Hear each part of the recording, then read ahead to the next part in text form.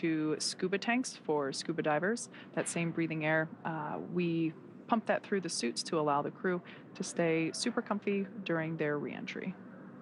We did get confirmation that the nose cone is closed. So this deorbit sequence is, or we're really making our way through very well. As we begin the second half of entry, Dragon is now beginning to inject that cool nitrox air that I mentioned before, that's being delivered to the suits worn by Stephen, Woody, Sultan, and Andre. Again, this is what will allow the crew to remain comfortable while the external temperatures of Dragon reach 3,500 degrees Fahrenheit. The heat shield will be pointing forward, leading the capsule to the landing site. Now, speaking of that heat shield, Dragon's primary heat shield is comprised of Pica 3.0, Pica meaning phenolic impregnated carbon ablator. The first generation Pica was initially developed by NASA for studying and sampling comets within our solar system. Yeah, really cool history here. SpaceX partnered with NASA to develop Pica X, which was the second generation product used on all Dragon 1 cargo resupply missions that successfully resupplied the space station on 20 different missions. Pica 3.0 was developed specifically for use on the Dragon 2 crew and cargo, with enhanced structural and thermal properties that optimized the heat shield and drove down cost and mass. Yeah, pretty cool. The remainder of Dragon capsule is comprised primarily of SpaceX proprietary ablative material. It's another class of thermal protection, which is lighter weight versus Pica and protects the underlying composite structure during reentry to basically ensure that the structural capabilities are maintained from mission to mission. And while Dragon will experience temperatures well over 3,000 degrees Fahrenheit, Kate, you mentioned 3,500 degrees, during peak re-entry conditions, the characteristics of the TPS, the thermal protection system, coupled with the ECLSS, environmental control and life support system in the pressurized interior, will ensure that Steve, Woody, Sultan, and Andre stay cool and comfortable during all phases of re-entry through splashdown. After Dragon Endeavour has re-entered the Earth's atmosphere, a series of parachutes will deploy to slow the crew's descent. As we mentioned before, the first set will be the 2 drogue parachutes, followed by the 4 main chutes, and those will guide Dragon to its first contact with Earth since launching in April earlier this year. Dragon will automatically deploy these parachutes when different pressure and positioning sensors on the capsule detect that they are at the right speed and altitude. Vehicle velocity at drogue deploy is approximately 300 miles per hour. They deploy at about 18,000 feet. Then vehicle velocity at main parachute deploy is approximately 119 miles an hour. They deploy at about 6,500 feet. Vehicle velocity at water splashdown is about 16 miles an hour. Highest G load the crew will experience during re-entry is approximately 3.5 Gs. So again, the nose cone is closed. Those nose cones are secured by a series of latches. The first set of hooks is closed, and the second set of hooks is traveling to secure the nose cone. Again, that is closed, and the vehicle is slewing or orienting itself with the deorbit position, with the entry interface position, to allow the heat shield to meet up with the atmosphere. And those Pica tiles that were designed to take those loads of the heat will be pointing the right direction.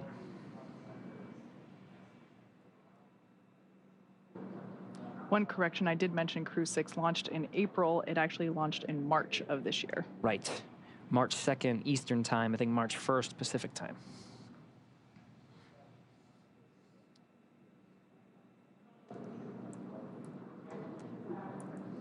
It's 8:47 p.m. Pacific time now. We're about 30 minutes from the expected splashdown time. Again, we're tracking 12:17 a.m.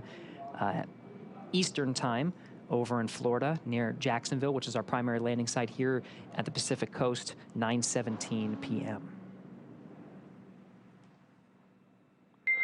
Dragon, SpaceX, nose cone secured for entry. SpaceX, Dragon's office. So again, 2 sets of latches that secure that nose cone. Those have traveled and confirmed that not only is the nose cone closed, but it is secured for re-entry. And with that, Dragon, I've got a entry sequence brief. Report ready to copy.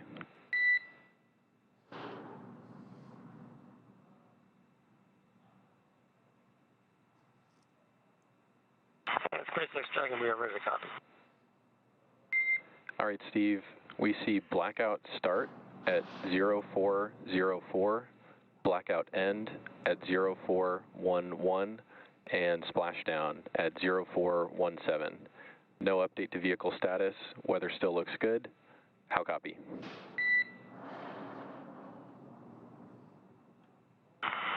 0404, 0411, and 0417. Weather still looks good. And I think that copies it all. Thank you. Good readback. One more note, we noticed prior to the burn, a few of the tablets were not secure to the satchels. I'm hoping that you can positively verify that each tablet is indeed secure. We're working on that right now, and we'll get it by 150. Copy. All right, that was SpaceX Core Jake Vendel letting Commander Steve Bowen know our updated timeline for that expected loss of signal. We heard them read out 0404 to 0411, those times being, the space standard, the GMT time zone. So for us, we would expect that to be at 9:04 p.m. Pacific, 12:04 p.m. Eastern, and lasting until the 11-minute mark there. So just slightly, actually, no, right on time. We did say about a 6 or 7 minute loss of signal. Splashdown time remains as we originally were targeting, that 9:17 p.m. Pacific, 12:17 a.m. Eastern. And you can just see just how quick in succession everything is. From 9:04 to 9:11, we go from 17,000 miles an hour to 350 miles an hour, and then through the drogue parachute deployment and main parachute deployment over the course of 6 minutes, we get down to 15 miles an hour at the time of splashdown. Yeah, and during that time, the crew will experience about 3 to 5 Gs during this reentry phase. So pretty similar to what they would have felt during the launch phase of the mission.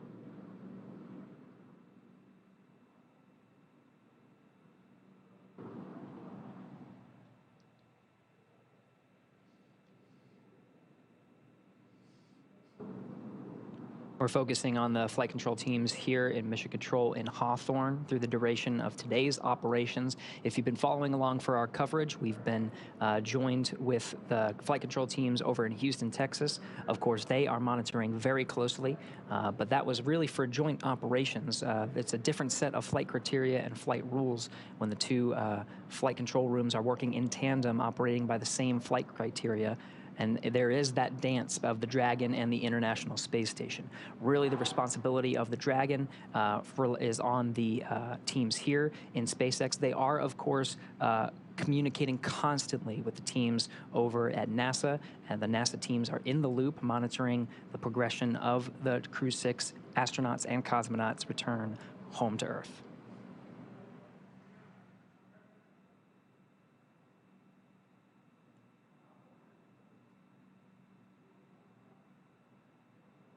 So we've mentioned before that our anticipated loss of signal is coming up at 9:04 p.m. and will last about 7 minutes until 9:11 p.m. Pacific time. This occurs on all of our Dragon reentry missions. It is pretty standard and expected, the 7-minute period where the Dragon is unable to send any telemetry to the ground or be commanded from the ground, including no communications, which is why we call it a communications blackout. So the reason for that being, as we've said a couple of times, the heat shield located at the bottom of the capsule will be doing a ton of work as it encounters that friction from the atmosphere as it re-enters. This is a good thing. It's helping to slow the vehicle down from 17,000 miles per hour to about 350 miles per hour. Now, as a result of all that work being done by the heat shield and the friction, this plasma forms on the exterior of the capsule, and that's why we have these thermal protection systems, or TPS, all around Dragon to help protect it during these phases where that plasma builds up and gets really hot. It'll reach about 3,500 degrees or thereabout during this reentry phase. So pretty standard. That being said, it does make for a great view. If you live in Central Florida, you will definitely be able to see dragons streaking across the night sky. Really, if you look up, you won't be able to miss it. Now, of course, once Dragon splashes down, and we did get that read very recently up to the crew that we're right on target for that 9:17 p.m. Pacific, 12:17 a.m. Eastern Time splashdown off the coast of Jacksonville.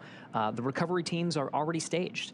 We got word that the recovery vessel named Megan is out there. That'll be the one that actually lifts the Dragon capsule up from the water. There's also fast boats and jet skis and whole teams really ready to go to support the recovery operations.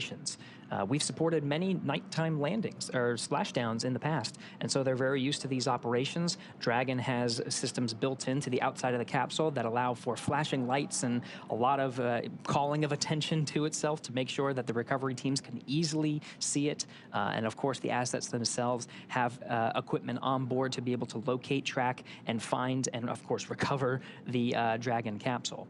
And so those teams will go out. They'll perform a sniff. That's actually the first thing that'll happen is the fast boats will circle the vehicle and just make sure that the Dragon capsule itself is safe to approach. There's dedicated teams that go out and make sure there's no leaking of nitrogen tetroxide or any hazardous materials before the rest of the teams move in. There's a lot of team members that are out there now to support the operation. Yeah, this evening for this Atlantic Coast recovery, we are utilizing our recovery vessel, Megan, and those teams are stationed about 3 miles away from the targeted splashdown site. So it's one of my favorite but frustrating parts of splashdown is after we see the capsule actually land in the water and we see the parachutes be released and splash down as well, we then have to wait for the recovery vessel to trudge those 3 miles, and in that time we're able to see the fast boats approach the capsule, as the name suggests, much faster. They are slower than Megan, the primary recovery vessel. So they can get out there much quicker and perform, as you said, that sniff test as well as recover the parachutes from the water. Yeah, and we've seen lots of improvements just because, we're talking about Crew 6 right now. So this is not just a 6 mission. We've also done this with the demonstration mission with Bob and Doug, Demo 2. And so this will really be the 7th time that we've done it for a crew operation. And so the recovery teams have become much more efficient and had lessons learned along the way. So the recovery operations we've seen just get a lot faster overall. Absolutely. Yeah, we've done nighttime splashdown operations for Crew 1, Crew 2, Crew 3, Crew 5, as well as Axiom 2 just a couple months ago. So yeah, the recovery teams at this point have actually had more nighttime splashdowns than they have daytime. I should say for crew missions. That's right. Not for NASA crew, but for crewed missions, I'm not counting the cargo missions. Right. And it is a good nod to make sure that we mention the private missions as well. We mentioned the Axiom mission 1 and 2, of course, Inspiration 4. So there's a lot of practice with the recovery operations in these teams. Of course, we have the views here of the flight operations teams here in Hawthorne that are monitoring the Dragon's re-entry. Again, we've successfully performed a deorbit burn, so we're just waiting for that entry interface that's coming up at 9:04. So really just 7 minutes from now, and that is the beginning of the blackout period. That's when the Dragon capsule starts to experience the molecules of the atmosphere a lot closer, so that it experiences much more friction, and we start to see that plasma build up, and it provides a significant amount of drag and shaves a lot of velocity off of the Dragon capsule right now, traveling about 17,000 miles an hour. And through the 7-minute period of blackout, where there is that plasma buildup, where we are traveling through the more denser parts of the atmosphere and slowing down significantly, we'll get on the back end of that. 9/11, they said, was the exit of that blackout period, where we start getting communications from the crew, and we're on the back end of the entry interface. That will be, we'll get down to 350 miles an hour. Yeah, if memory serves me correctly, we typically hear SpaceX core start reaching out to the crew about 1 minute early. There have been some instances where we've been able to regain communications with the crew a little bit earlier than originally anticipated. So probably around the 9:10 p.m. Minute mark Pacific, I should say, we might start hearing SpaceX core hail the Crew 6. And it could go in the other direction too. This is, of course, an estimate based For on sure. the predicted plasma buildup and the predicted comms blackout. But of course, there could be another minute or so before they regain comms, and that's all built into the timeline. We'll hear those checks go up on Dragon to ground, and they'll continuously call the crew. So, SpaceX Dragon, tablets are secure, restraints are tightened, visors are down. Copy Dragon, tablet secure, restraints tightened, and visors down. With that, we are 5 minutes until the predicted comm blackout. Dragon Endeavour, see you on the other side at 0411. 0411, we'll talk to you then. all right, that was the voice of Crew 6 Commander Steve Bowen, letting us know that the teams have put away and secured the tablets that were prior to now. They were located and strapped onto their legs outside of the spacesuit. So those are now put away, and they have also closed the visors. So the last time we saw the crew inside the capsule, their visors were up. They've now closed the visors, and that provides really a leak-tight environment for the crew during this dynamic phase of reentry. For those of you that have recently joined over the last 45 minutes, we've basically been executing step-by-step the deorbit sequence, starting with the releasing of the claw, which is what was connecting the Dragon capsule to the trunk being the unpressurized section that is jettisoned in order to reveal the heat shield located at the bottom of the Dragon spacecraft. So we released the claw, that the trunk separated. We then performed a 16-minute long deorbit burn. We've also slewed or reoriented the capsule so that the heat shield is facing it's hard to describe it in my head, but it basically, the heat shield is what is leading the capsule to the targeted splashdown site, which today is in the Atlantic Ocean off the coast of Jacksonville, Florida. As we just heard, we have an anticipated loss of signal, or LOS, that will last for 7 minutes, and it will start at 9:04 p.m. Pacific in about 3 minutes from now. That is standard for all of our Crew Dragon reentry missions. And at that point in time, the Dragon will not be able to send any telemetry or data to the ground. The ground will not be able to command Dragon at all, and we will not be able to receive any communications from the crew or to them either.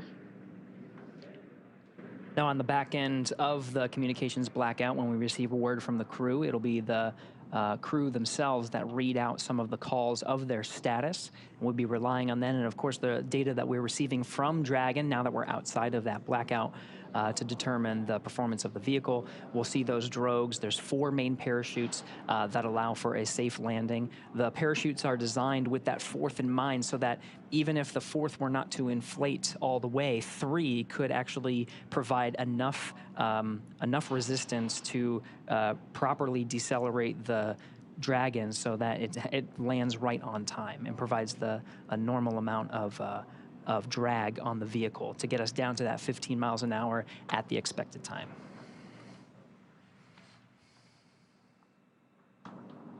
The views we're seeing now are, of course, of the flight operations team here in Mission Control in Hawthorne. We'll soon hopefully be getting some views from the recovery vessels out in the Atlantic Ocean. That's the recovery vessel Megan, as well as the recovery teams on fast boats and jet skis.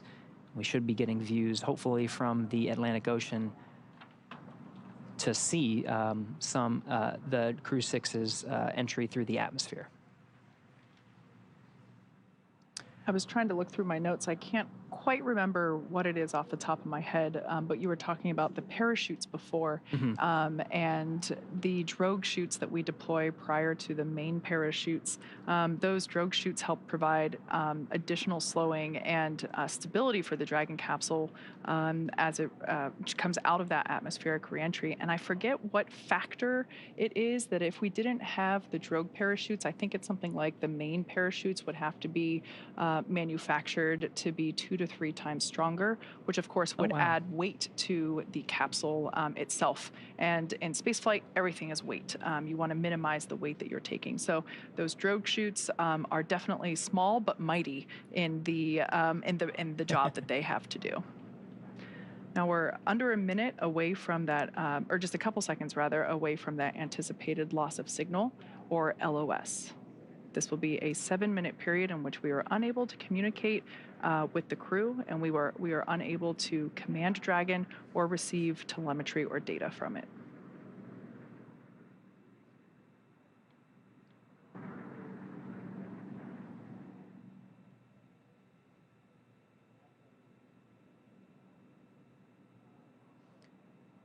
Okay, we're in that loss of signal. The clock starts now, right on time, 9:04 p.m. Pacific, 12:04 a.m. Eastern. That starts the 7-minute clock of the anticipated communications blackout. Kate, as you mentioned, the teams here in Mission Control in Hawthorne may start reaching out to the crew a little early. The crew themselves may see an acquisition of signal from their own data and call out to the teams to let them know that they're outside of the blackout. It could be intermittent too, so there's a lot of different factors, but the key here is communication, and they'll continue to talk to make sure that they are relaying they, meaning the crew, are relaying the information to the teams here in Mission Control Hawthorne, and of course the Hawthorne will be able to respond. Right. So for those of you that have just recently joined us, at this point we have entered a communications blackout period, a loss of signal or LOS, and lasts approximately 7 minutes due to plasma formation around the spacecraft. During this time, no vehicle telemetry is received by Mission Control, which you see there on your screen, and no external commanding of the vehicle or voice communication is possible. But as a reminder, Dragon is designed to fly itself. During this reentry, the vehicle will be slowing down from orbital velocity, which is about 17,000 miles per hour, and the top temperature that Dragon will experience upon reentry is about 3,500 degrees Fahrenheit. As we've mentioned before, this expected blackout period is, and we anticipate it to last about 7 minutes. It might be a little bit less, it might be a little bit more, but we will definitely be able to hear the crew once they do re-enter from that anticipated loss of signal. We'll have acquisition of signal, which is AOS. That's right, and the last read up to the crew prior to their entry and the beginning of the blackout period, we were still tracking an on-time splashdown. Again, for those following along, that's 12:17 a.m. Eastern Time, 9:17 p.m. Pacific Time.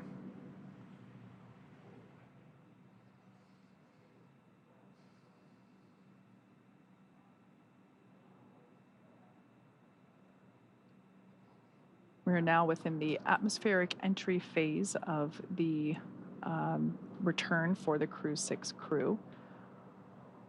Once again, the plasma buildup on the exterior of the capsule results in our inability to command or communicate with the Dragon capsule during this time.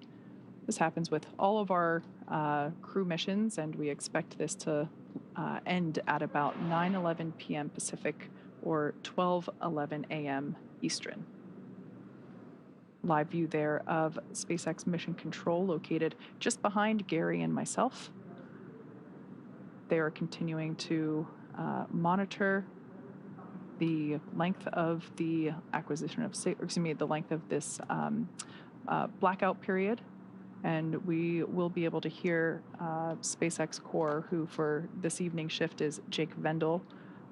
We'll probably start to hear him hail the crew around 9:11 or 9:10 p.m. Pacific.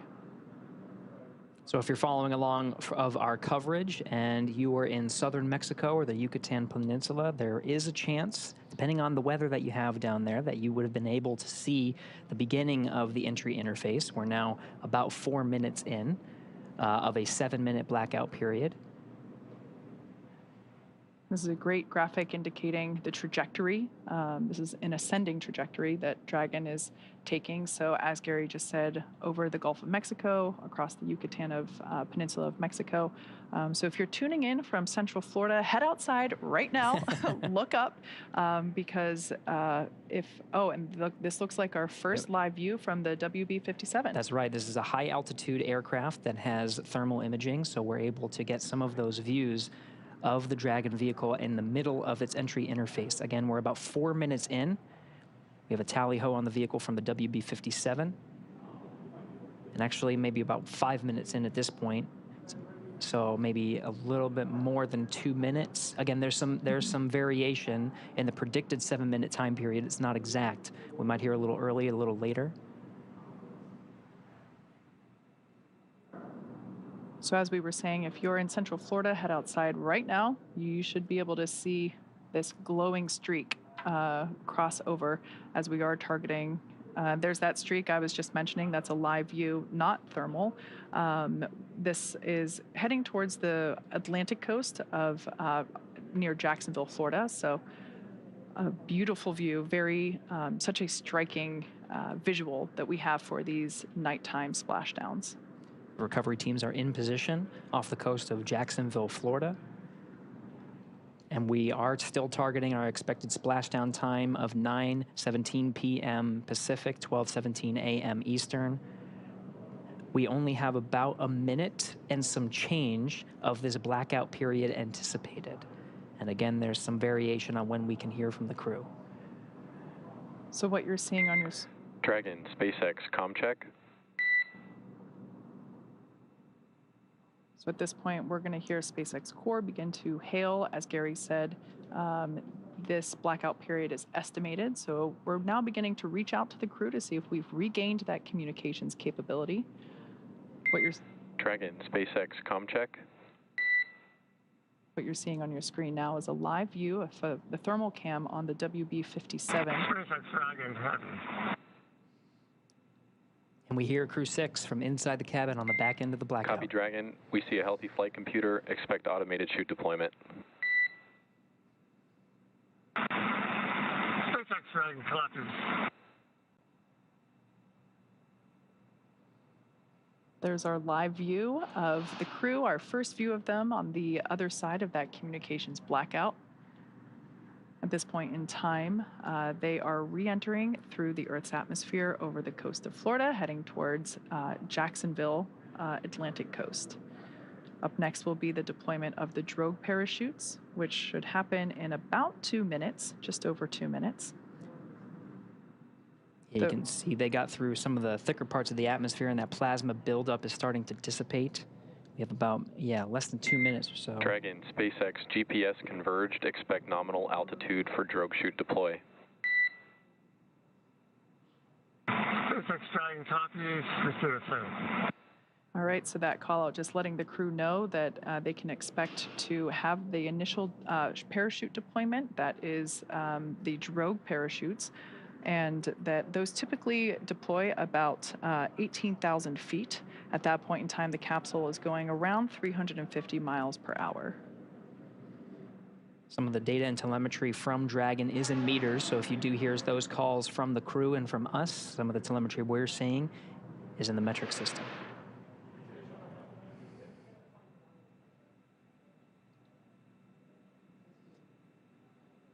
Confirmation that seat rotation is in progress. This allows the crew to be in the proper position to take the loads of the chutes as they experience the G-forces that the chutes exhibit upon deployment. They provide some drag on the vehicle. And again, we're traveling about 350 miles an hour. So from here, with the drogue deployments and main deployment, we're going to get down to about 15 miles an hour.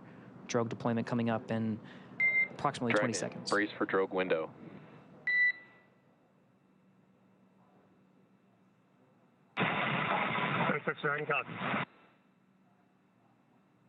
And we're roughly 30 seconds away from that drogue deployment. SpaceX core just telling the crew to prepare for the deployment of those drogue parachutes. At this point in time, they are around, or when the drogues are deployed, they're traveling around 350 miles per hour.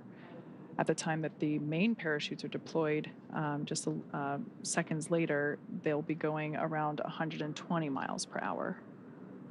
So these drogue parachutes help provide further deceleration as well as stability for the capsule prior to those main parachute deployments. Drogue pyros have fired, and we have good confirmation of drogue shoots. 2 drogues. It's a view from inside the parachute bucket.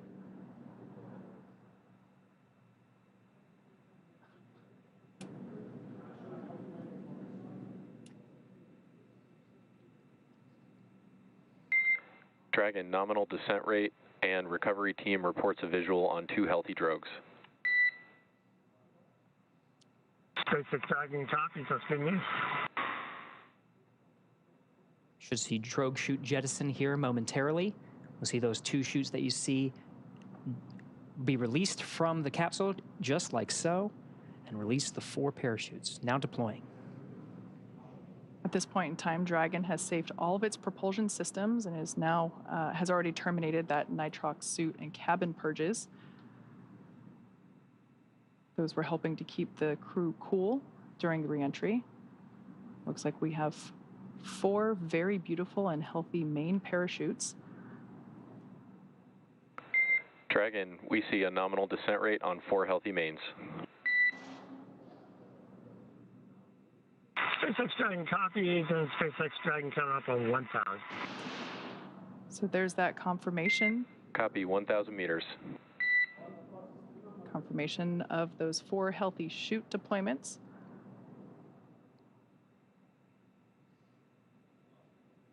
Now standing by for splashdown.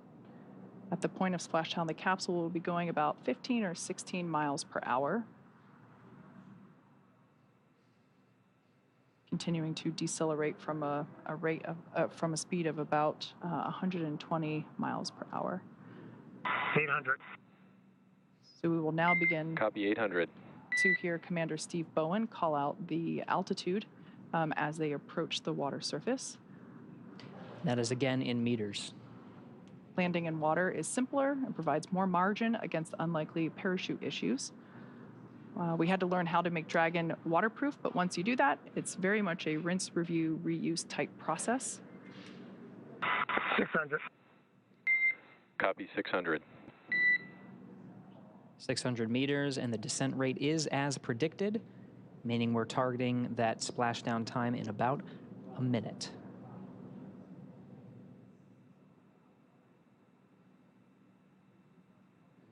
Live view of Dragon Endeavour with the Crew 6 team members on board, being held up by 4 beautiful main parachutes. Dragon, we see 400.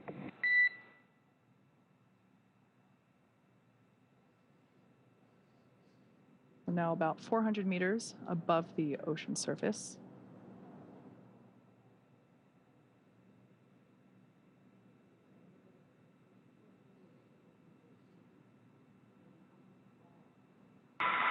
SpaceX Dragon 200 braced for splashdown.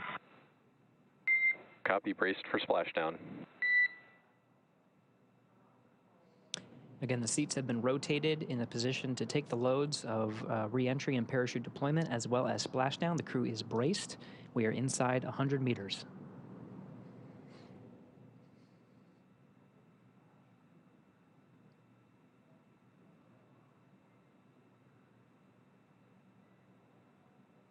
Dragon Endeavour continuing its slow descent. There we can see splashdown on screen. Those parachutes are then cut and released.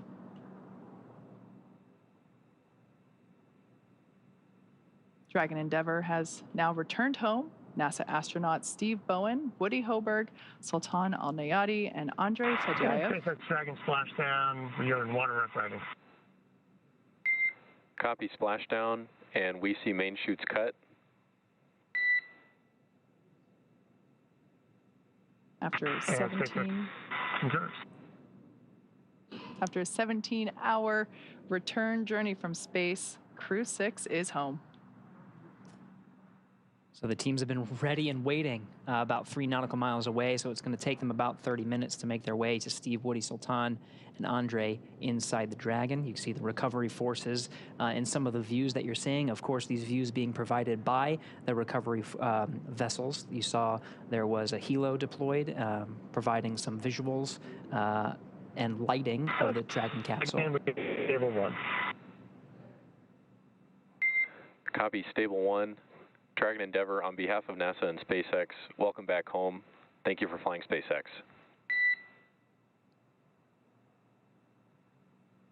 Thanks, SpaceX. Endeavour, we greatly appreciate all the support from all the initial training through the launch, throughout the mission, keeping us abreast of all the status of the vehicle, and all the support all the way down. This has been incredible. Greatly appreciated, and look forward to working with you all again.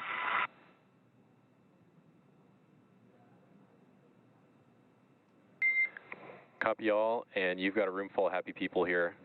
We've got some systems to verify safe before we give the boats a go to approach. I'll be back with you on that topic in a minute. SpaceX Dragon copies. We'll just enjoy the wallowing here. It might be soothing. Maybe I'll be napping soon.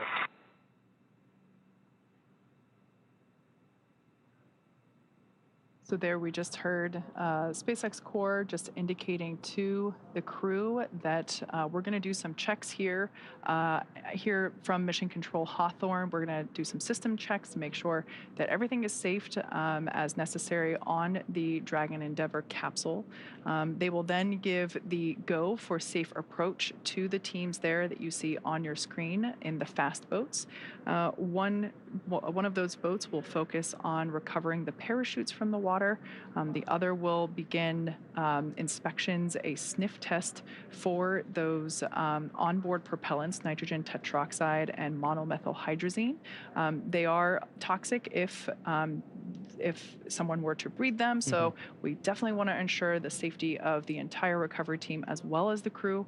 So one of the teams in the fast boats will perform a sniff test using devices while wearing personal protective equipment to ensure that none of those propellants have leaked out and that there's no vapors lingering from, just many minutes ago when those thrusters were actually firing back in space. Precisely.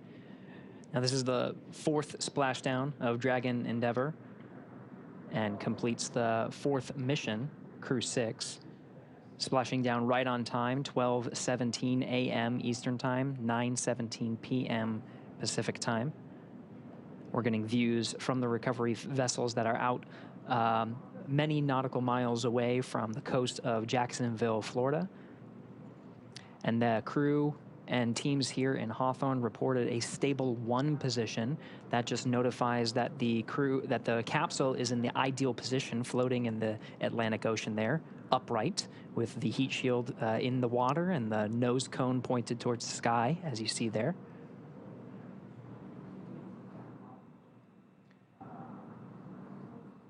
As you mentioned, this is the 4th splashdown for this particular capsule. Most recently, it supported Axiom 1. Prior to that, Crew 2. And prior to that, Demo 2.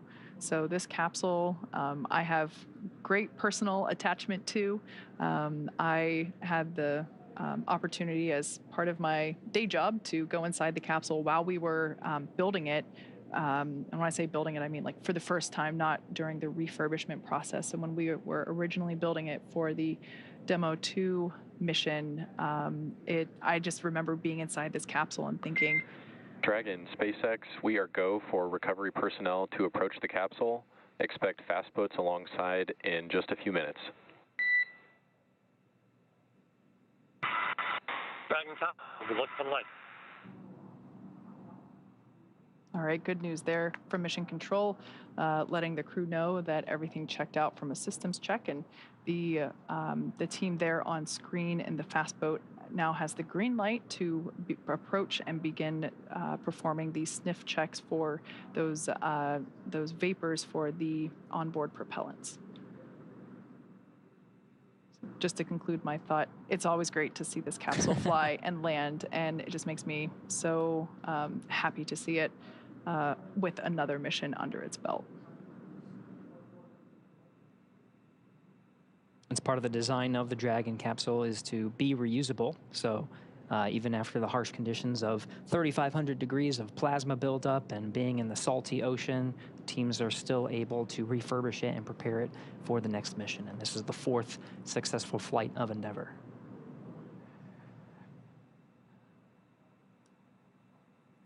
So after those hypergol checks, Dragon teams will we may see some of the team members crawling on the outside of Dragon and begin the rigging process as the recovery vessel Megan has the equipment necessary to bring the Dragon out of the water into what's called the Dragon's nest. And that allows the capsule to be positioned and stable on a boat and allow the some of the personnel on board that boat, that ship, to open up the side hatch. We were talking about the side hatch a little earlier. That has remained closed through the duration of the mission. The last time it was open was on launch pad 39A as some of the teams were preparing Steve, Woody, Sultan, and Andre for their launch to the International Space Station and the beginning of their expedition of science, maintenance, and upgrades aboard. Now it'll be opened again here very shortly. It does take some time. So it could be 30 minutes to an hour before we actually see them on the boat and they start egressing the capsule. But we'll provide coverage until they're safely aboard the recovery vessel Megan, and all 4 crew members have egressed Dragon. So this image that we see here was taken just minutes ago, a beautiful capture of the moment when Crew 6 was re-entering over Florida. We can actually see NASA's VAB and pad 39A in the distance. So this is such a cool time-lapse capture of the re-entry streak that we saw just minutes ago of the Crew 6 re-entry and splashdown.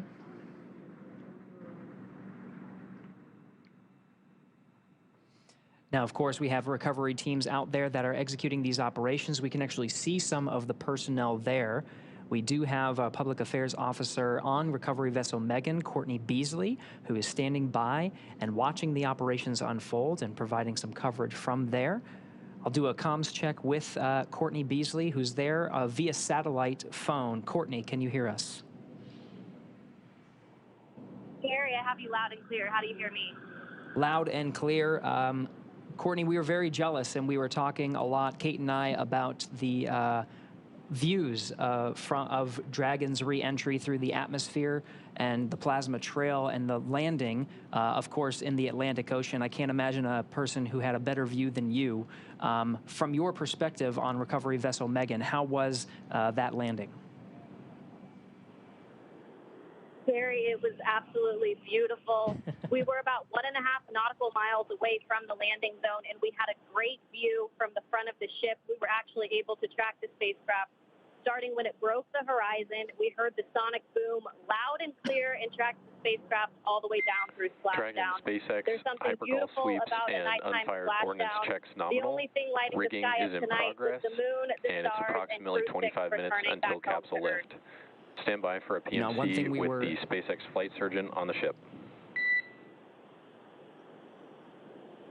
And we did just hear a call out indicating that the sniff checks were successful, so the close approach team now has the green light to begin climbing on board the Dragon capsule, so we should see the recovery continue along. But I want to hear more from Courtney with her bird's eye, or with her live action view. That's right. Yeah. Back to you, Courtney. We just wanted to pause for some of those communications with the crew and just follow along on the action here. But really want to understand what it's like there. You got some beautiful views. We are seeing, some of the seas. I think that we're tracking about. We're tracking sea states and wind, and we were talking about weather quite a bit leading up to today's landing. From your perspective, how is the weather out there?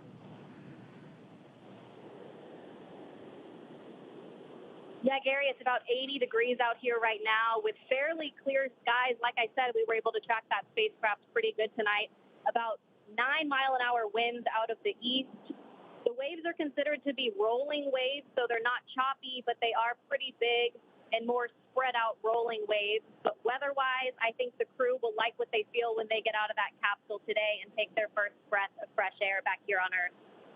You know, just to get some appreciation of what it took to stage the recovery forces and be prepared for this moment, just really moments after Dragon splashed down, we saw some of those fast boats rolling out to make sure that they were getting the crew as quickly as possible. Can you give us a sense of what it's taken to make sure the recovery vessels were here at this moment?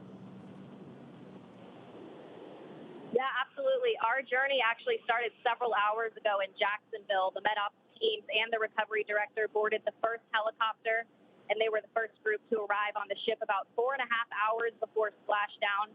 So those medical teams took the time to get everything situated on the ship and ready to tend to the crew. And about 2 hours before splashdown, they deployed the fast boats into the water. I was actually on the second helicopter out, and we landed on the helicopter pad on top of the vessel about an hour before splashdown. And all of the teams have been hard at work since we touched down on the boat to get their various disciplines ready for Crew 6 to arrive home. Excellent, Courtney. And last question before we let you go is we're seeing some of the recovery personnel on the Dragon capsule preparing for its eventual lift onto recovery vessel Megan. What can we expect to see in the next few moments?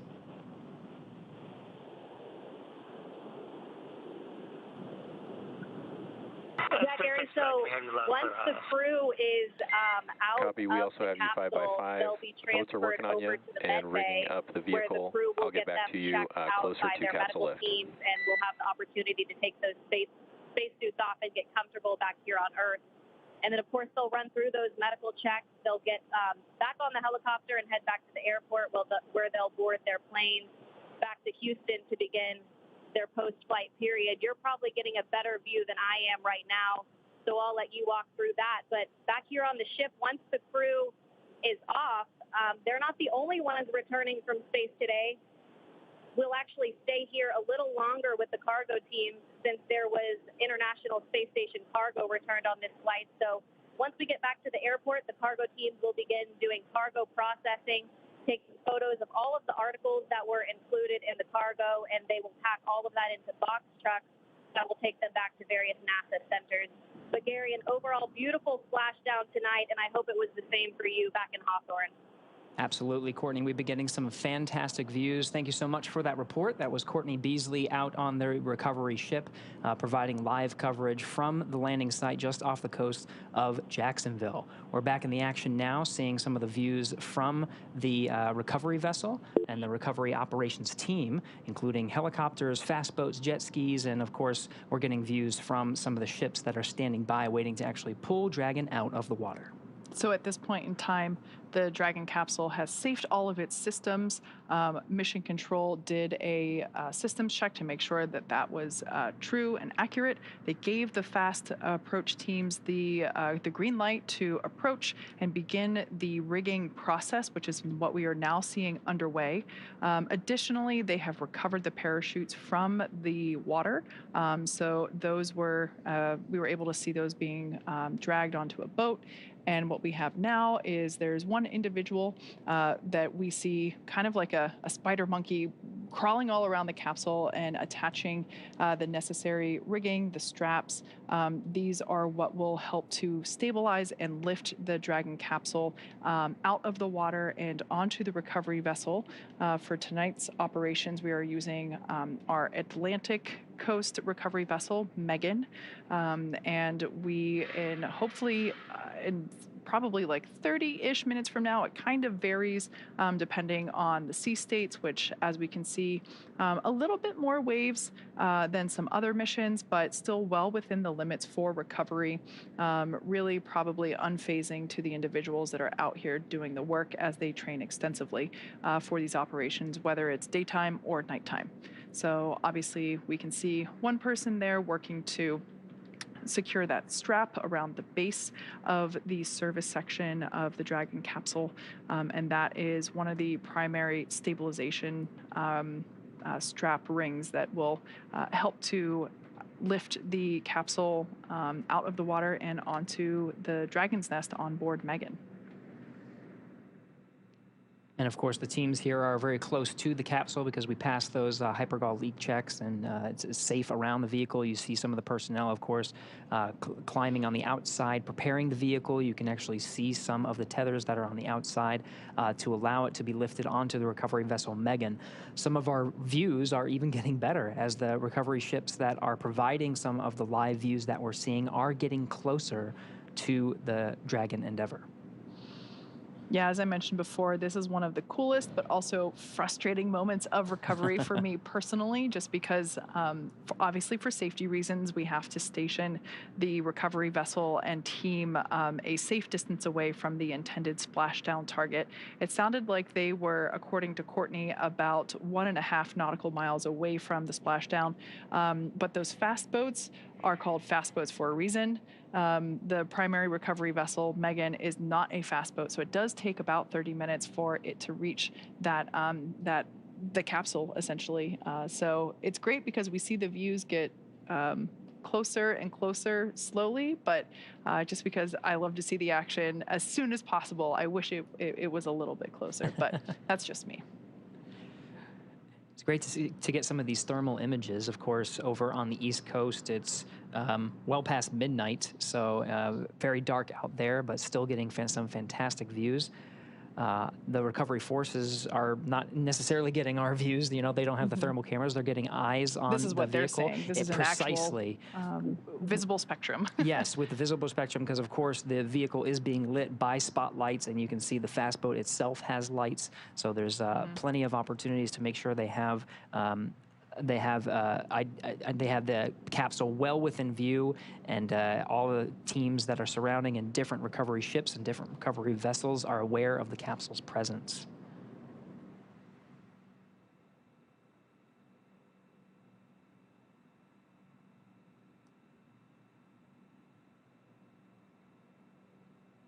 You can see some of the features of the Dragon capsule as the recovery forces outfit it with the rigging necessary to bring it onto the recovery vessel Megan. Some of the circles you see in front of the individual that's on the Dragon capsule, that's where those parachutes were deployed from. Above that is the nose cone, which is, of course, closed prior to re-entry. It was open through the duration of most of the flight of Dragon to and from the International Space Station. It needed to remain open to perform that deorbit burn to, of course, successfully get home. But now it's closed, and you can see provided the protection necessary from the plasma buildup through the Dragon's re-entry. Some of the dark circles you see at the front of the vehicle, and by front I mean where that individual is on the capsule. The darker circles are some of the outlines of where those service section Dracos are, and the brighter white area is actually the base of the Super Draco engines, and these are inhibited once it gets into orbit, but are very much necessary through the launch phase. In the event of any abort that is necessary, it would be those Super Dracos that you're seeing, the bright white area, that would fire and provide enough thrust capability to escape a speeding Falcon 9 rocket.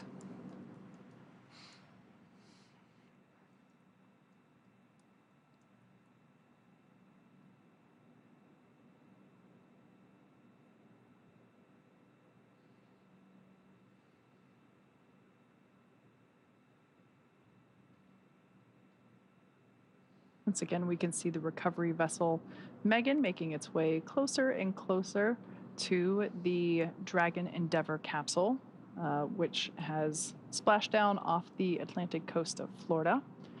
We can see the recovery team in the fast boats that have now approached the Dragon capsule. They are in the process of rigging it up with the necessary straps and equipment that will be utilized for right there. That is the actual, the Dragon's nest that we will be lifting the Dragon capsule onto. The lifting mechanism, it's kind of hard to tell right now, but that almost house-like structure over the end of the aft end of the boat will actuate downward, and then the straps will be used to lift the Dragon capsule, and then the whole thing will actuate back into the orientation that we see it here to help secure, or to place it and to secure the Dragon capsule in that nest. After the capsule is placed in the nest, they will then just roll or translate the nest forward to where the platform is that we will actually be able to see the recovery team open the side hatch and eventually have Crew 6 egress or exit from the capsule. So if you look through the back there, you can see the capsule. That's that white speck in the background there in the darkness behind Megan. Yeah, you can actually see the distance now. It's becoming much more clear. The space recovery vessel was designed very much with Dragon in mind. Of course, that hydraulic lift bringing it onto the Dragon's nest. And that platform, Kate, that you were describing, it allows for access right at the right spot, right in front of that side hatch. The side hatch will be facing right towards the camera. That will allow, when that Dragon nest comes in towards that platform, the crew on board recovery vessel Megan will have access to that side hatch to go ahead and open that. All 4 crew members will remain seated throughout that process, but the Dragon side hatch will be open, and the recovery teams will take the Crew 6 astronauts and cosmonaut out one at a time.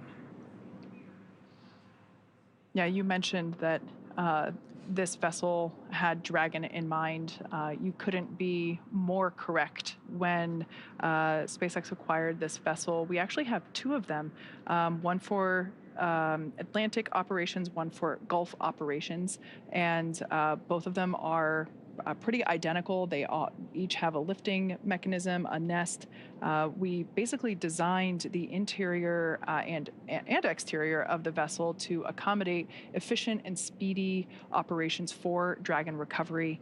In addition to these physical recovery assets, there are also medical bays where each crew member will get a quick medical checkout by the flight surgeon after egress, as well as a helicopter deck that in some instances is utilized to have the crew depart from there. So it is definitely a bespoke boat, if you will, a vessel for these Dragon recovery operations. And it's quite necessary because we want to make sure that these operations are as efficient as possible. We don't want to leave the crew in the water or in the capsule any longer than they need to be. So we really try to make sure that this is as efficient as possible. And certainly this vessel, both vessels, because like I said, they're pretty much mirror images for both Gulf and Atlantic coast operations. We make sure that they are as smooth as possible. And we're just about 23 minutes from the time of splashdown. Again, that splashdown time, 12:17 a.m. Eastern Time, 9:17 p.m. Pacific. So we're already closing in on the vehicle.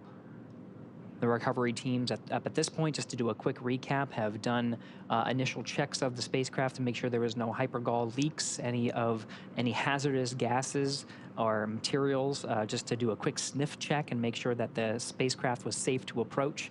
Once that was cleared, we saw some individuals on the Dragon capsule outfitting it with the rigging necessary for those straps you see on recovery vessel Megan. That hydraulic lift will bend forward and be attached to the Dragon capsule and be lifted off right onto that beautiful, perfectly Dragon-designed little disc you see on the Dragon nest. That's where Dragon will rest very comfortably to allow access to the crew. So that has happened over the past 24 minutes or so. And we are making great progress right on the timeline for the recovery ship to arrive. Dragon, SpaceX, be advised, we're transitioning the forward link over to the recovery vessel. Comm will be unavailable for approximately 5 minutes. SpaceX Dragon top.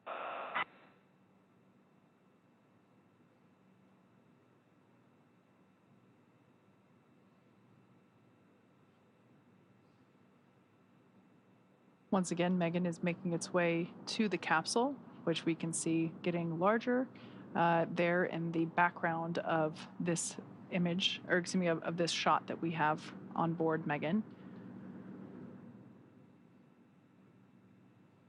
Once the capsule is a little bit closer, we'll begin to see the team in the water attach the straps and all the equipment necessary from the boat onto all the straps and equipment that they have been attaching around and on the Dragon capsule itself.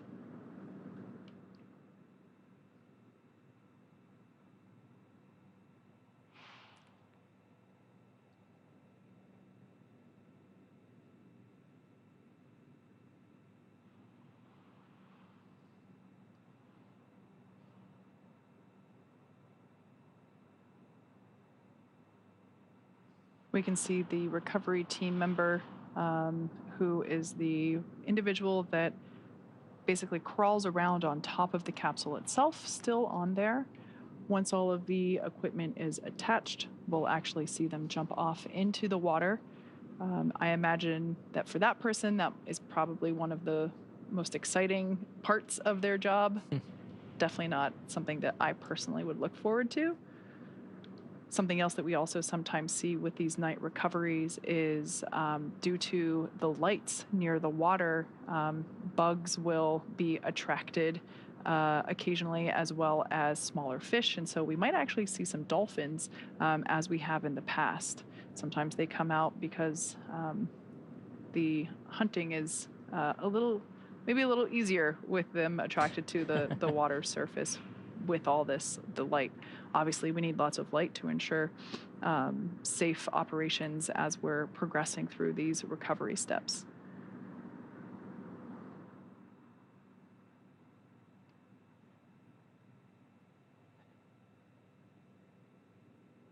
So you can see one of the rigging equipment was thrown to the fast boat, now attached to Dragon.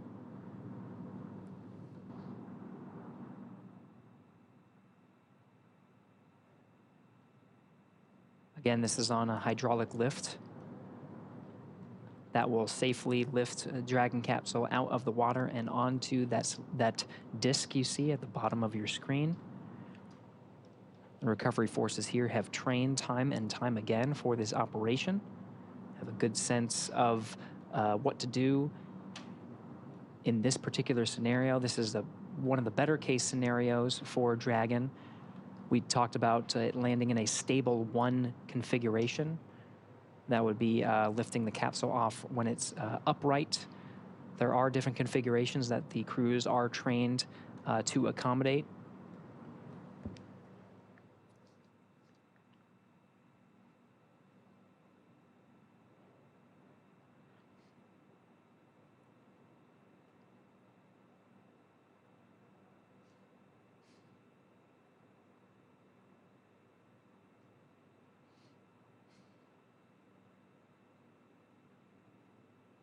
As we mentioned before, the Dragon capsule is soon to be lifted onto the recovery vessel Megan.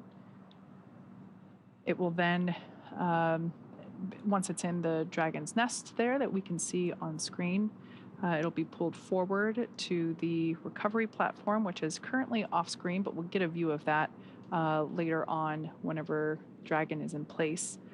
The crew will egress. They will... Dragon, SpaceX, forward link transition complete. Com check. SpaceX Dragon, heavy line clear. Glad to hear from you. An update, the recovery vessel is backing up to the ship now, maybe 50 meters away, and looking for your go to come on board with internal cameras. SpaceX Dragon, come on board. Copy.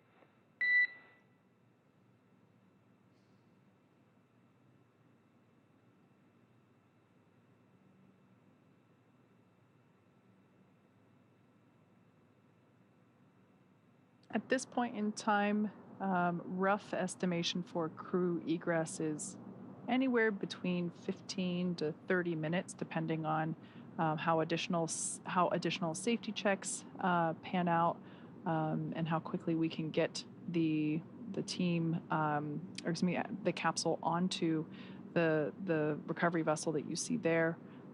Those teams are now preparing to lower that hydraulic lift mechanism into the water. That will then bring the spacecraft onto the deck, into that translation system known as the nest. The capsule will remain there during crew extraction, as well as throughout the journey back to port.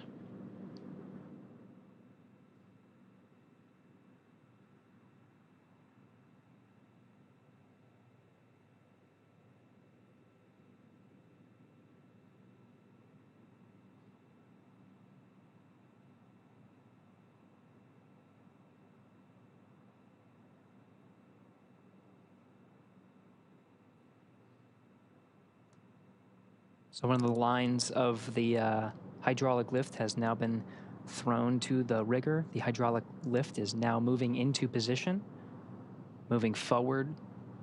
This is the position that allows the initial lift of the Dragon capsule out of the Atlantic Ocean and then onto the Dragon nest. Dragon SpaceX rigging complete. Approximately 5 minutes until capsule lift. SpaceX Dragon top, we'll be waiting.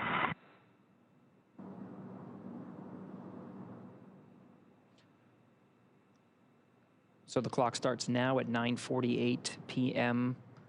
Pacific time, 12:48 a.m. Eastern time. We'll be looking for Dragon to be lifted out of the water at approximately 9:53 p.m. Pacific, 12:53 a.m. Eastern.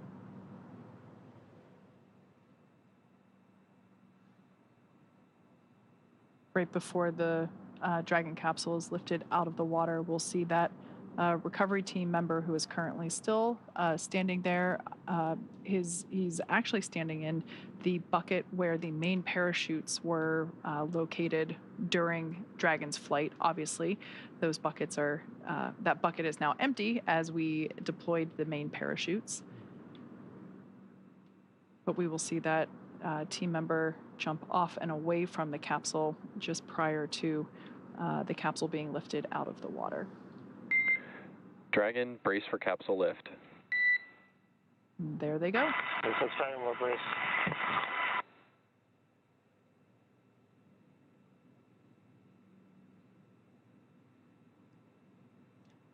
We mentioned a couple of times the recovery team's familiarity with these operations and able to move a little bit quicker.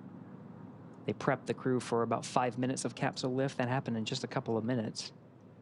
And it looks like we are starting to see the capsule be lifted out of the water. We can now start to see the heat shield.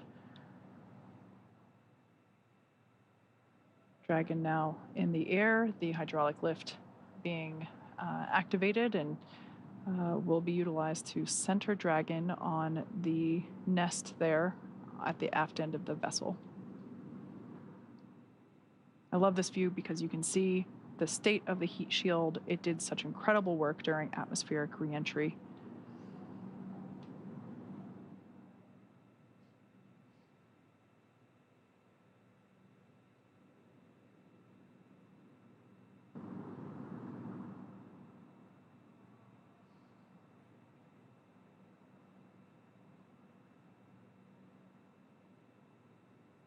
Dragon Endeavour now placed into the nest of our recovery vessel, Megan.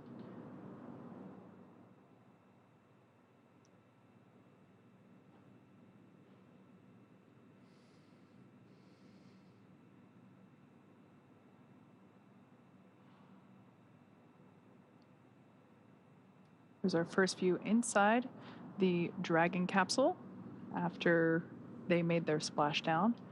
I was just doing some quick math. We had splashdown at 9:17 p.m. Pacific. It's now 9:51, so just 34 minutes. That's like a pretty efficient recovery operation indeed.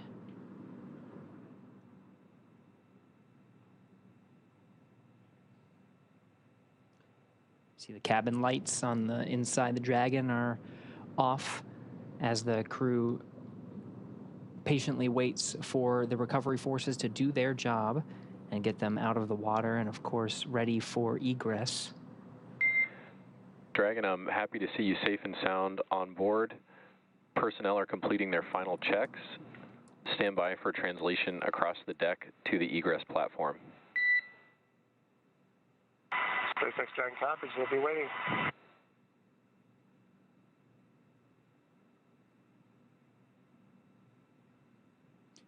And that translation that was mentioned is a physical movement of the Dragon nest, the view you're seeing now. The capsule itself will be moved further inwards into the recovery vessel, where there is a platform waiting. And you can sort of see in the middle of your view of Dragon, there is that nice square feature. That is the side hatch. When the Dragon nest moves into the recovery vessel towards that platform, it allows the recovery teams that are on that platform to perform the operations of opening the hatch. The teams you've seen so far have been responsible for the rigging and the operation of the hydraulic lift to bring the Dragon capsule onto the Dragon nest. Now they'll hand it over to the teams that will get the Crew 6 astronaut and cosmonaut safely out of the capsule. Yeah, it's important to note that all 4 crew members will be getting assistance from the recovery teams while they exit the capsule. It's the same process for any returning crew from a long duration mission. And it makes sense because returning to, our environment here with gravity can really wreak havoc on our bodily systems and especially those that are responsible for balance and control. So we will be providing assistance, but I'm sure we will be seeing smiles and thumbs up along the way. Yeah, that's one of the main reasons. Of course, we've been talking a lot about the operations, but really we should mention the science. Of course, the reason the Dragon is returning from space is because their mission, the Crew 6 astronauts and cosmonauts, was a 6-month expedition on board the International Space Station, an orbiting laboratory for science, maintenance, technology demonstrations. It's the lab that allows gravity to be taken out of the equation, and you can find some new and interesting things about many different parts of science: physical science, biological sciences, and of course human sciences. You can learn a lot about the human body, and that's very necessary for learning how humans adapt to space and, of course, returning from space to a one-gravity environment. Very necessary for understanding how to send humans further into the solar system, to the moon and to Mars.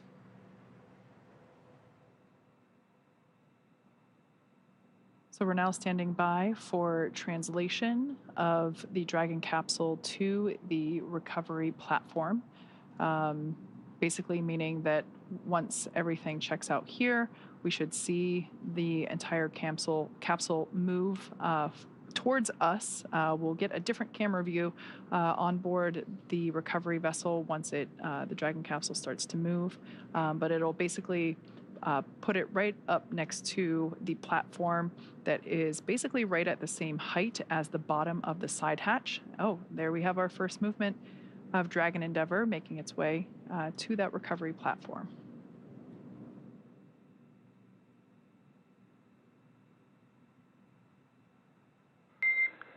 Dragon, I'm noticing the cabin lights are off. I'm wondering if you had them off specifically for re-entry.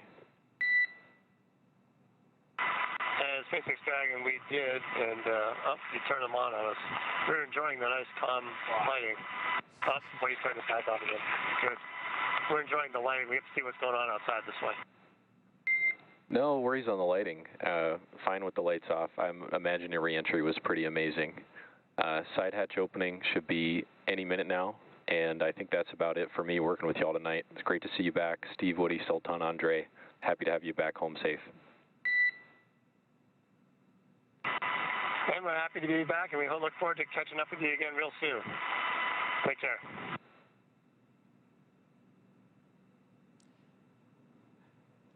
It's an important note. The crew has the ability to toggle lights on and off, and turning them off during the re-entry phase. There are those windows that we've been seeing. All right, Dragon, I know I said goodbye. I'm back, and I'm wondering if you can indeed turn the cabin lights on for the recovery team to come inside. Absolutely, we'll take care of that. And they're on now.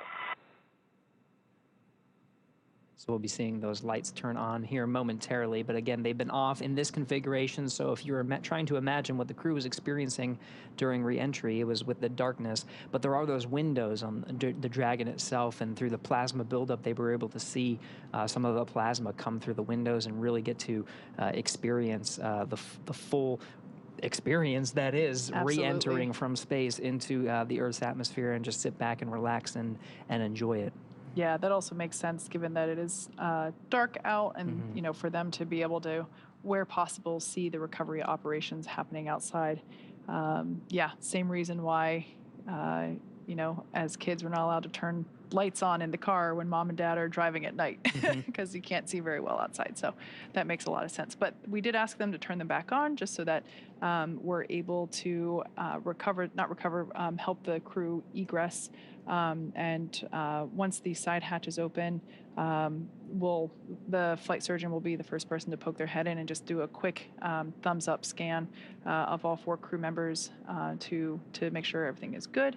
But what we're doing right now on the outside of the capsule, we're doing additional safety checks. We saw momentarily some of the recovery team, they had face masks on. This is personal protective equipment, or PPE. It's basically a respirator to allow them to breathe clean air. They're just going to do some additional sniff tests for any lingering hypergol vapors. Once again, the onboard propellants that we use, nitrogen tetroxide and monomethylhydrazine, are toxic if we come into contact with them or we breathe those vapors. So just that, once again, ensuring full safety for the recovery team on board, as well as the crew as we prepare to open that side hatch. We want to make sure that none of those vapors are lingering. Side hatch, if we get these views from the inside, we'll also be able to alternate from the outside, is now open. You see the recovery team is open and waving to the crew. First humans that the Crew 6 has seen on the ground in 6 months. Looks like we got some fist bump action, thumbs up. Seems like the crew is in pretty good spirits after their journey back home. We're not getting audio, but I am getting reports that on the recovery ship there was a big round of applause from all the recovery team on recovery vessel Megan as soon as that side hatch opened for the crew, congratulating them on a successful mission and successful return home.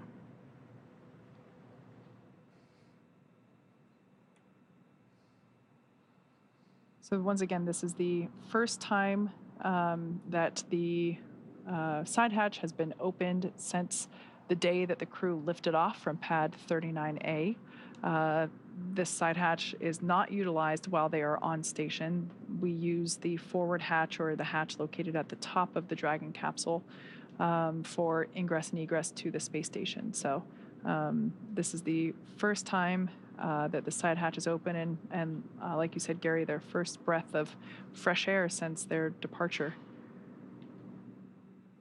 So we'll also see the SpaceX recovery team, perhaps they already installed it, but I think they did. It's a protective casing around the side hatch. As we mentioned before, we do reuse these capsules. This is actually the 4th flight for this particular capsule. So to help make sure that we protect the hardware as well as the spacesuits themselves, we want to make sure that that side hatch has a little bit of protection. So there's a small piece that they put around the edge to help protect it.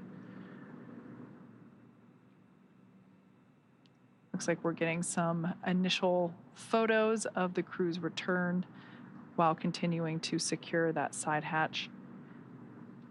Make sure it stays in the upright position while the crew is making their way out. Again, we will be providing assistance to all 4 crew members as they egress, as returning to our 1G environment, our 1 gravity environment here on Earth can be difficult after spending so many months in space. Once again, this crew lifted off in very early March, so they've certainly been enjoying microgravity for a while. It's important to note all the team members it takes to perform a successful recovery operations. We have specialized personnel out to drive the fast boats and secure rigging equipment, operate the hydraulic lift to bring Dragon onto the Dragon's nest and move it into position. Now we have specialists that are dedicated to understanding the Dragon's systems, successfully opening up the side hatch and knowing the insides of the Dragon vehicle to basically unbuckle the 4 crew members from the vehicle and start bringing them out one at a time. We, of course, have medical personnel on board, with medical facilities on board as well, to provide standard checks and test the health of the crew, make sure they're feeling good. And then, of course, Kate, you mentioned there is a helipad on the recovery vessel itself and a helicopter stage. So after the initial medical checks, the crew will be able to get a very quick ride home to the Florida coast, where they'll hop on a plane and make their way back over to Houston for further testing and, of course, to see their families, who will be eagerly awaiting their arrival.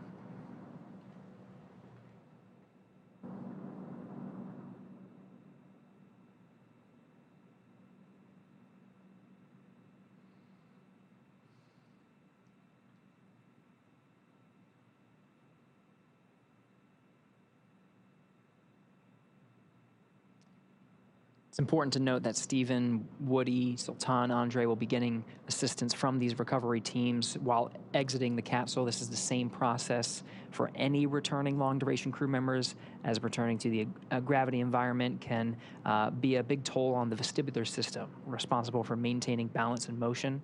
So safety, again, is our #1 priority with this operation. You'll see the crew members helped out of the capsule one by one and assisted the few feet to the medical quarters on aboard the boat. If you've ever watched crews return on a Soyuz, this is the same process when astronauts are carried from the capsule to waiting chairs and then carried to waiting medical tents.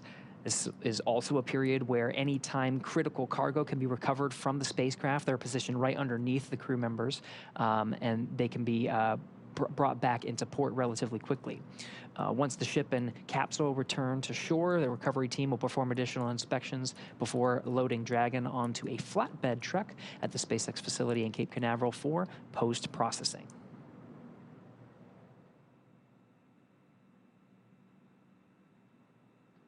As part of the effort to make sure that there's a bit more room for crew egress within the capsule, we are currently detaching and removing the footrests that we saw attached to each of the 4 seats inside Dragon.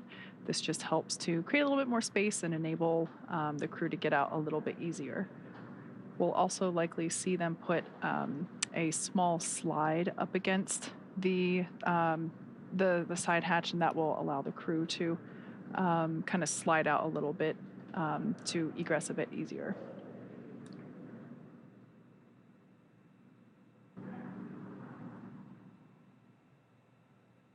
Yep, there's that slide. It's like they've done this before. Yeah, we've done it just a few times.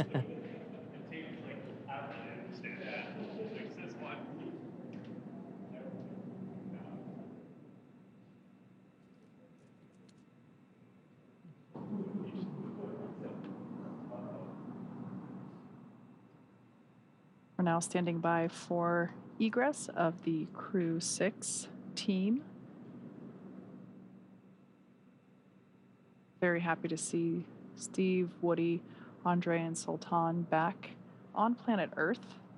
I'm sure they are also excited to come out, and as you mentioned, it's after the medical checks, they'll hop in the helicopter and go home, a quick ride. So I bet they're all getting really excited for the opportunity to see their families really soon. And of course, the change of gravity from microgravity to 1G can be taxing on the body. So throughout that whole process, through the medical checks, through the helicopter ride, the plane ride, the crew will have facilities and will have the ability to rest through much of that journey.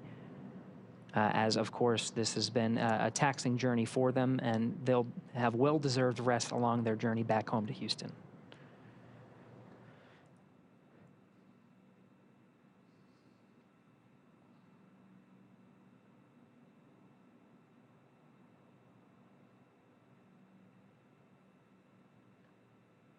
Varies mission to mission, crew by crew, but we usually see either the pilot or the commander egress first.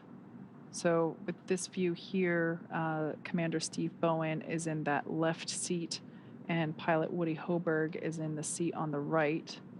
To Woody's right is Andrei Fedyaev, and to Steve's left is Sultan Al-Nayati. So usually it's just it makes it easier if the center seats are vacated prior to the two mission specialist seats, but it really varies crew to crew.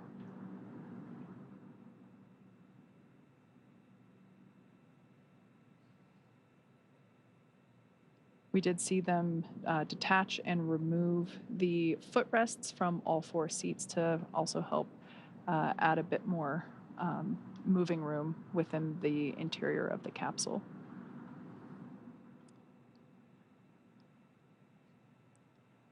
There's a series of checks, so it's not as easy as just unbuckling and getting out of your seat.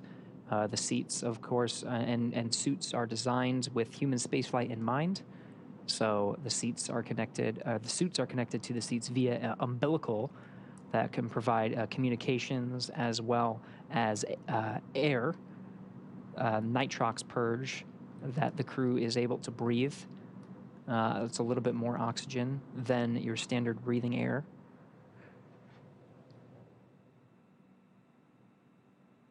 And so there is some technical specifics to get them egressed. So it is quite a process. So we're just standing by for them to get out of their seats. Does look like Steve will be the first out.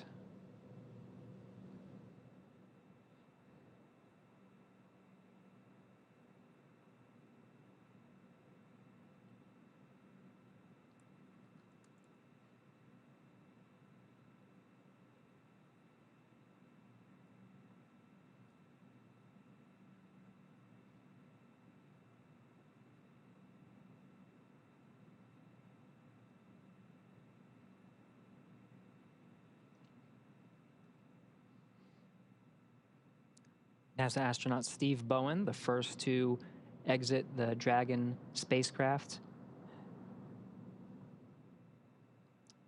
I think I see a big smile on his face. Helped up by the recovery teams.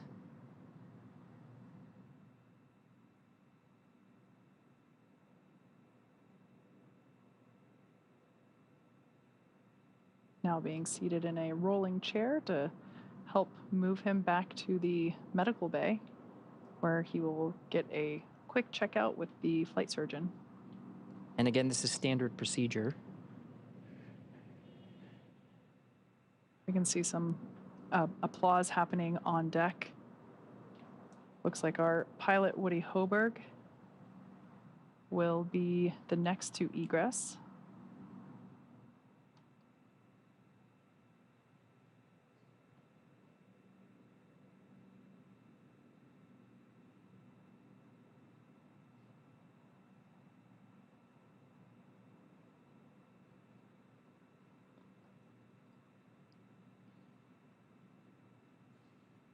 For those of you that have just joined us, we are now standing by for egress of the remaining 3 Crew 6 members. We can now see Woody Hoberg making his way, pilot of Crew 6, making his way down the slide. Looks like some excitement, possibly some more applause happening off camera. Remaining inside are mission specialists Sultan Al-Nayati and Andrei Fedyaev. Commander Steve Bowen has already egressed. Some more applause there on the deck of the recovery vessel. Dragon splashed down just under an hour ago at 9:17 p.m. Pacific, 12:17 a.m. Eastern. So just under an hour ago, they made contact with the ocean surface, and here we see them now egressing and beginning the last steps before being able to make their way home. That's right. The 2 NASA astronauts have exited the Dragon spacecraft and are now in the medical facilities as part of the standard procedures and checks necessary before they board the helicopters and take the flight back to shore. Of course, there are the 2 mission specialists left in the capsule. If they follow standard procedure, it should be Andrei Fedyaev that we see egress the capsule next.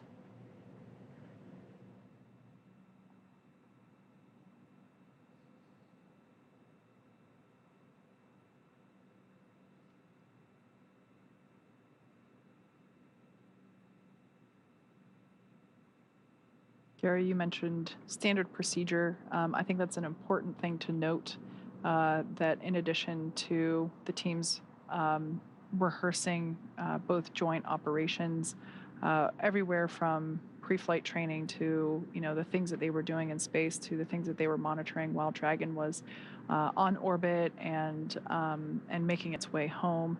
Everything is very carefully choreographed in terms of the process in which we execute these operations. So even from a recovery standpoint, you mentioned before that our recovery times from the first time we did this with humans on demo 2, again using this same capsule. This capsule has flown 4 times now. Our operations have gotten more efficient, and they are documented step by step. And so, of course, whenever it comes to egress, there is a little bit of flexibility that if a crew member needs or wants to egress sooner than later, we can do that. But generally, as I mentioned before, we do try to vacate the 2 center seats first. We can now see 2 more leg rests being removed footrests being removed from the seats inside the capsule, again, just to create a little bit more room. Yeah, you mentioned the efficiencies, Kate. We're inside of an hour now, and this is from the moment of splashdown at 12:17 p.m. Eastern. It's now 1:14, or 12:17 a.m. Eastern, rather. So it's now 1:14 a.m. Eastern, and we're seeing the 3rd crew member egress. So we're just an hour, really, after splashing down that the crew is able to set foot on the recovery vessel.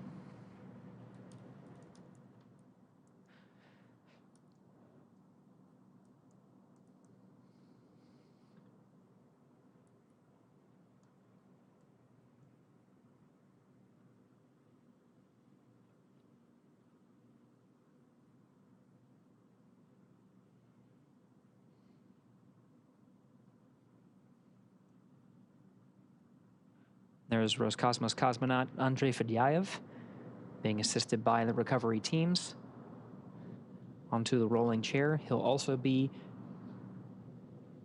positioned over to the medical facilities. Last remaining crew member inside Dragon Endeavour now is Emirati astronaut Sultan Al-Niyati, completing 186 days in space.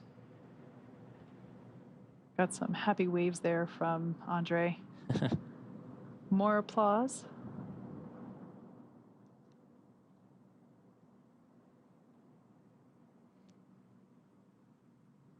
And the last footrest being detached from Sultan Al-Niyati's chair.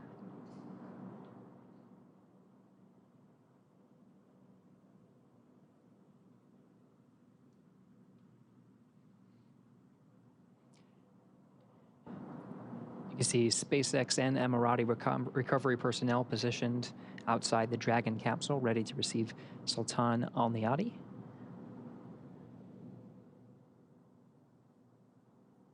Again, he is the last remaining crew member inside Dragon Endeavour.